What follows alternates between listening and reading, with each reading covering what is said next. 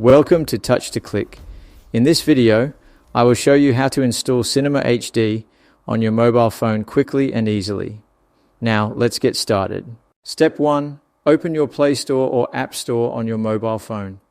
Make sure you have a stable internet connection, as this will help you download the app smoothly without interruptions. Step 2. Use the search bar in the Play Store or App Store to type in Cinema HD. This is where you find the app you want to install. Step 3. If you see the Cinema HD app in the results, tap on it to open the app page. Then, tap the Install button to begin downloading the app to your device. Step 4. Once the download is complete, you will see an Open button. Tap on it to launch the Cinema HD app right away. Step 5. Follow the on-screen prompts to complete the installation process. These prompts will guide you through any necessary permissions or settings to get the app ready to use. Thank you for watching. Don't forget to subscribe to Touch to Click for more helpful tutorials.